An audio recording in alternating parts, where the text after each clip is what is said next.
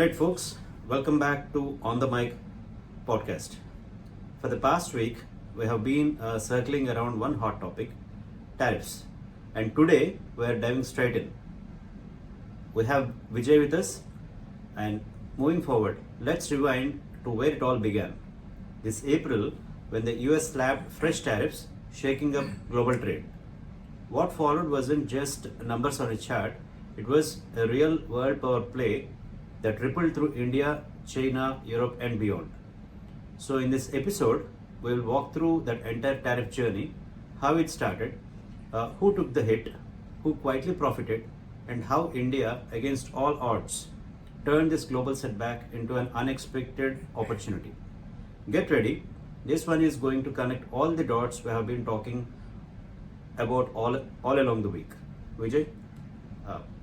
Jai Ganesha, welcome all viewers. Today we are going to conclude like what we have been talking for the last 5 to 6 days on the tariff. So all it started in the month of April.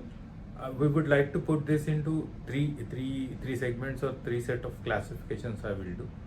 First segment, where all it started and where it got impacted. Right. Trump administration has started announcing the tariff. They brought a whiteboard, like a very layman writing the numbers, like we see in our old cinemas, where the waiter would write like the cost of an idli, the cost of a puri on a daily basis. So Trump has bought some whiteboard and said, boss, effective a month's time, China will have 50%, India will have, he has all the plans. Literally wrote it. He literally wrote it actually. So, and he kind of shake the word. So that's the first phase where left, right, center, Trump administration have put on the tariffs. All the friends of US who went to sleep, when they woke up, they found that they have also got tariffs and they kind of did not feel bad. So Trump administration put tariff not only on other countries but also their allies like European Union, Australia and Canada. Right. So that's the phase one. Phase two, what exactly happened? Phase two, European Union actually kind of surrendered to Trump administration and they kind of taken the tariffs and they took it forward. And the smaller countries like Ghana or like Nigeria, I'm giving it for an example of a smaller country, they kind of accepted tariff structure of US. Countries like Japan and Korea, they said like they are going to in return to tariffs, in the cut down to tariffs, they are going to spend $500 billion. Like Japan has promised $500 billion. South Korea has promised $350 billion. Basically, they wanted to invest, at least that's the understanding. That's the understanding. And their expectation, in return, the expectation from South Korea and Japan was that their tariff should be cut down. But Right. Trump administration, they were willing to take the money or they're willing to take the investments to boost the US economy, but they did not reduce the tariffs. So it hurted Japan and it hurted South Korea. As a result, Japan's existing, the former prime minister, he has to resign the job because of the pressure from the public. And US has put high tariffs on China. And Nvidia, they said like Nvidia not to import any chips to China, and this has it China. And India, they have started off with 25%, they have added another 25%, making it 50% because citing the Russian oil.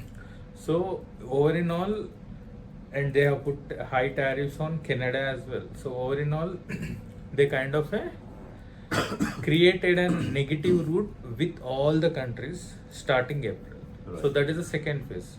What is the third phase and how the countries reacted to it? European Union, because they are heavily dependent on US in terms of the Ukraine funding and all, they kind of accepted the tariffs. Canada retaliated the tariffs and Canada stopped importing wheat from USA. Which hit back US.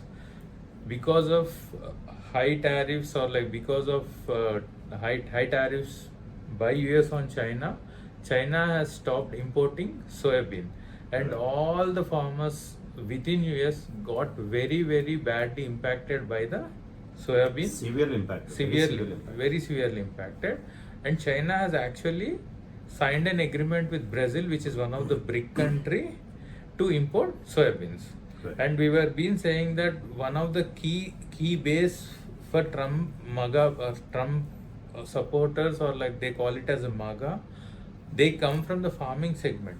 And if you look at wheat, US has one of the main producer. Soybean, it is one of the main producer. Cotton, it is one of the main producer. Right. All the three areas got it. Canada stopped imports. China stopped imports. Cotton, which technically African countries were importing, but they also stopped importing because of the tariff structure. Right. So entire MAGA base got hit.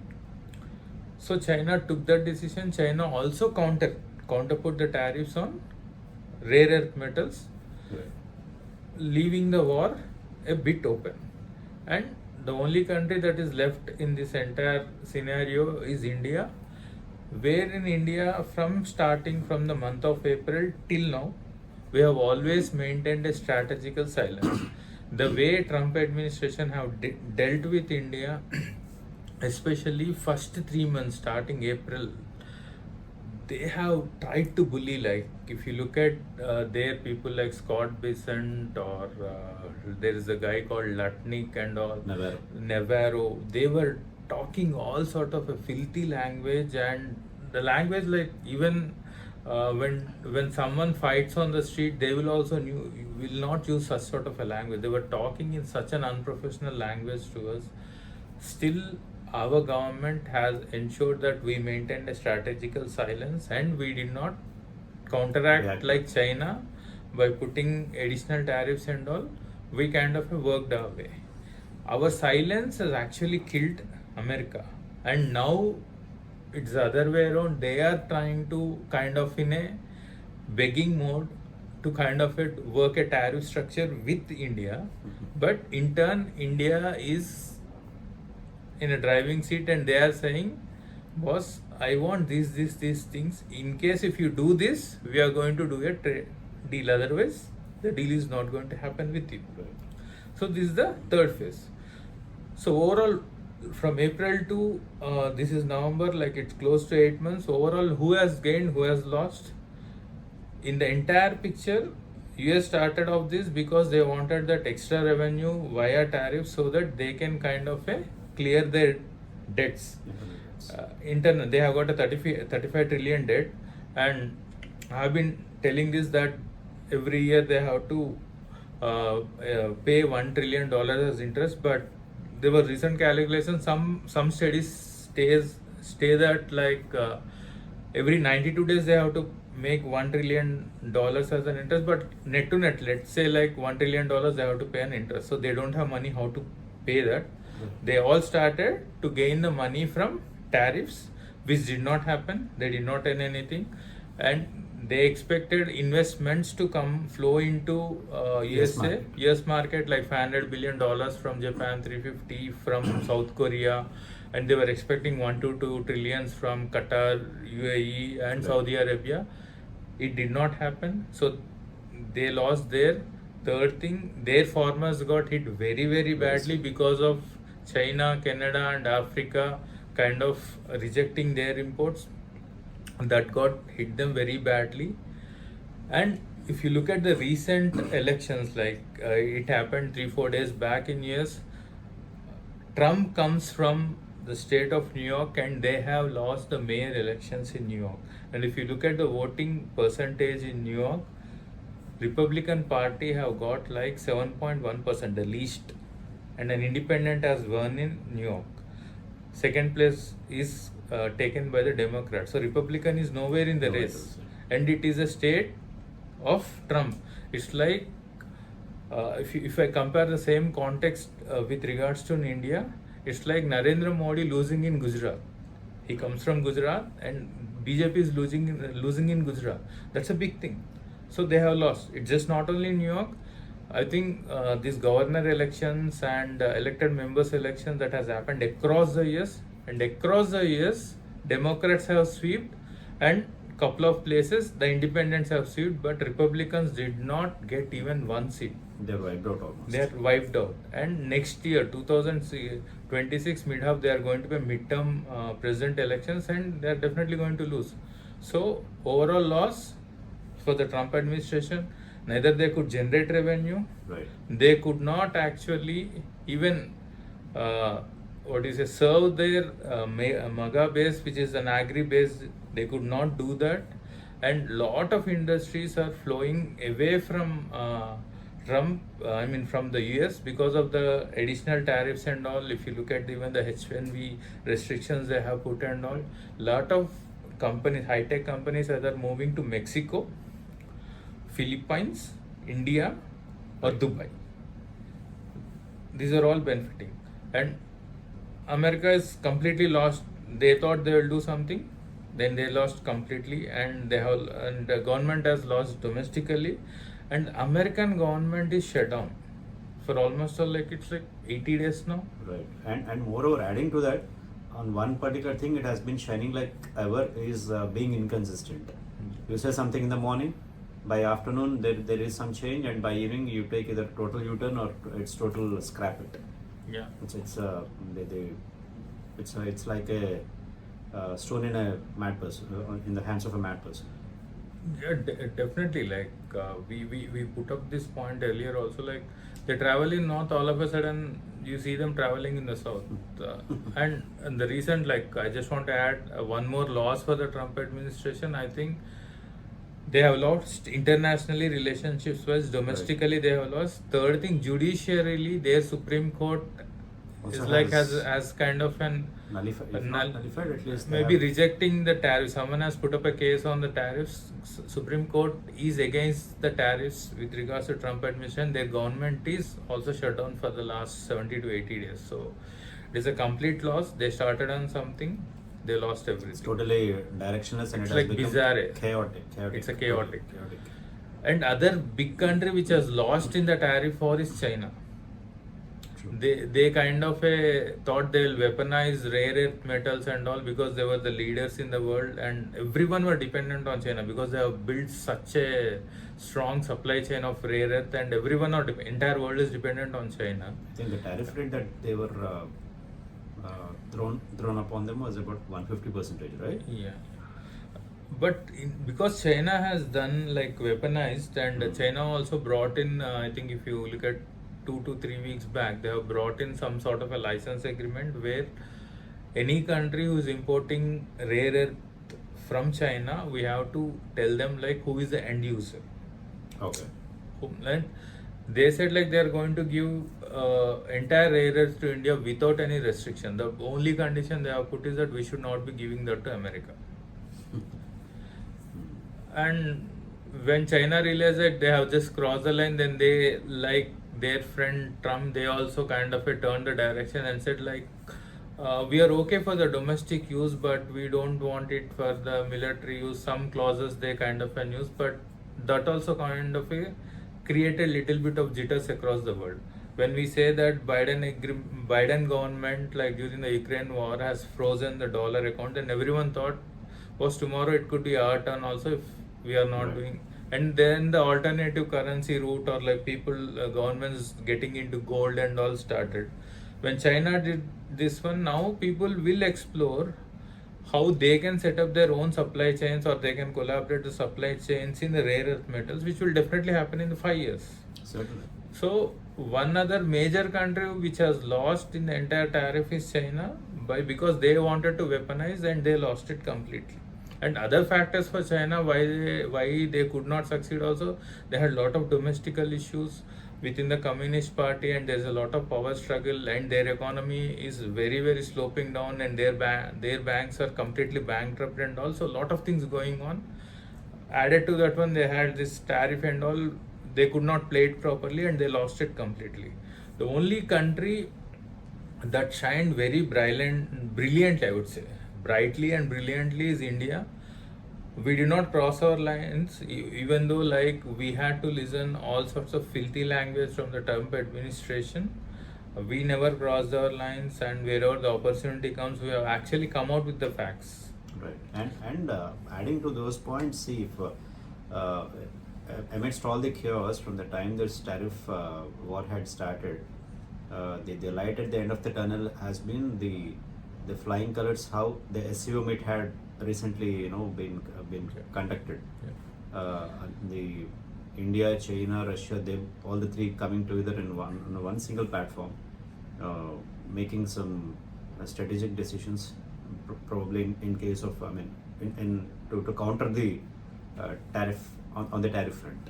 Yeah, yeah, and that's what I said. Like when Trump, what is that biggest loss for Trump administration? They have lost it internationally. International, and they have brought two unlikely mindset countries Like in a way, China. way closer. Very closer. Very closer. That's one thing that he wouldn't have Expected it. imagined it. Imagine it. And see, that's what, like, you take a decision and in a haste and it goes out of your hand. See, like, it's okay, like we take decisions and there should be a way out. Like, you should always keep an exit point where you can come out of that decision. Right. This administration has taken a decision, and the follow up on the decision with such a harsh language and with the people around, the way they have spoken. Now, if tomorrow, like the Supreme Court will give an alternate route to saying that Trump government does not have the right to put on the tariffs and all, people have lost the trust factor. So basically, those all those mouthpieces who had bashed India from the word go. Basically, I mean, this is my personal view. They all might have done it to please Trump, to please their president, rather than singling out the person. I think they have done their job to please their boss as pleasingly as possible. So that's a toxic script they have prepared, and they have tried to deliver as effectively as possible in terms of their plan. Yeah, yeah. So in overall, like see, at the end of the day, like you have to be little bit strategic, which I think US government has gone very badly. They lost it internationally, domestically. I think in a Judicial front also, I think very they few must weeks have we'll get that from judicial front as well. Exactly. I think they will lose there also, and their government is shut down. So if they would have started at zero in April, now in November, I think they are trending in way negative. And with the AI, I would not say bubble, or with the AI happening, I think last week in US there were 180,000 job cuts. Amazon Right, has right. cut like close to 35 to 40,000 jobs. 180,000 job cuts. 180,000 is not a small number. It's a huge number. So Huge the impact on the lives. huge impact on life, and it's getting impacted in all directions. So It seems it's going way out of the control. yeah, it's way out of the control. So when we started this topic, we always said that tariff is it's not a win-win game. It's a lose-lose game. lose-lose. Both the parties will lose. In this context, the US has lost very heavily. See, others would have lost definitely. We are not saying that others did not lose. Others would have definitely lost, and some would have found out opportunities. But who has lost heavily? Trump administration has lost heavily, and definitely it is a lesson for the entire world that what will happen if some administration comes and tomorrow says that, see, you have to pay 50% or 60%.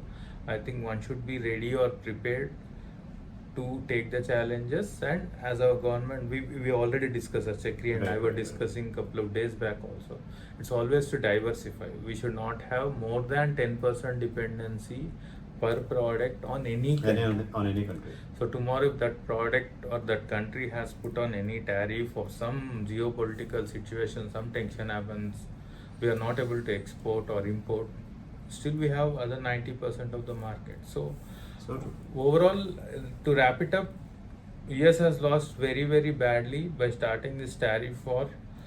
Following their friend China also lost badly, following the footsteps of US.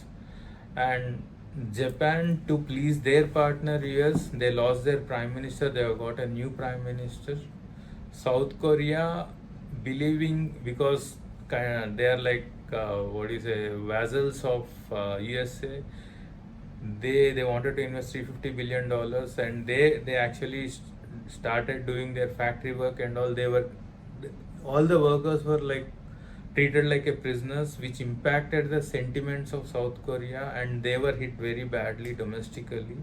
European Union, all the countries like France, Italy, everyone, they are facing severe backlash because they are cutting their government programs, government what do you say, sponsored programs, and they're cutting the budgets in that. They are actually investing all that money in the defense, Right. which they would be indirectly supporting to the Ukraine. So in a way, by supporting, they have lost lot of ground within domestically. They are facing lot of issues. And UK, again, if you see, like there was a rally that there's been lot of foreign presence, and also in total, the allies of US or people who supported this tariff structure, technically they have lost their grounds, or they are facing a lot of domestic challenges. And people who took wise decisions like India by finding out alternate routes, like we are on the safer zone.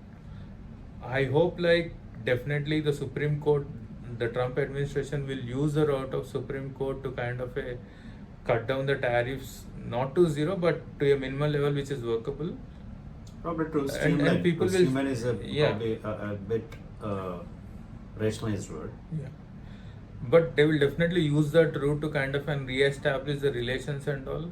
The transactions might happen, but they have lost the trust. They have not only lost the trust, but as there is a saying, not every war has to take up shape or shape up in a war room. In this tariff war scenario, it seems it had taken shape in the spreadsheets, in the form of spreadsheets. That's where it all had started. It must have probably brewed up to this effect. Definitely. See, one thing, see, at the end of the day, at the end of the day, like for any business or for any relationship, definitely trust will come into the picture along with transactions, data, and everything. Tomorrow, world could be again, will have multiple transactions again to regain the same level of trust. I think it will take a lot of time, and definitely it's an eye opener to the entire world to kind of diversify their resources, re-strategize, and think on the tough geopolitical scenario. The dynamic, it's changing every 30 minutes. So I think everyone are learning, and we wanted to stop here, like kind of conclude on the tariff that definitely it's a lose-lose, not a win-win. Certainly. Just adding one last point to this entire recap of the how tariffs have shaped up the whole world.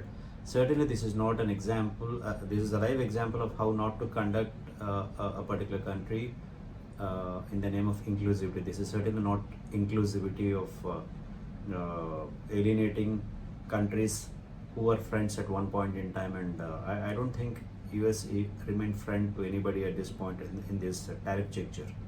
So they consistently kept distancing itself from its own friends, from allies, from neutral standpoint of partners as well. So with this, folks, so that was a full circle from America's tariff war to India's smart counter move. So what started as a challenge ended up opening up new doors for us, for sure, in trade, strategy, and global influence. So if you find this breakdown useful, make sure to hit the like button, drop your thoughts in the comments, and share this episode with your friends who love understanding the real game behind global headlines. And hey, don't forget to subscribe to On The Mic for more stories that make global issues easy, relatable, and worth talking about. See you in the next one. Yeah, thank you for kind of supporting Chakri's channel On The Mic, and I'll keep on coming here and kind of share my thoughts, and signing off for now. Please do like, subscribe. Har Har Mahadev. Have a good night. We appreciate your support. We welcome your warmth. We truly value your warmth. With this, we conclude. Good night. Har Har Mahadev. Jai Hind.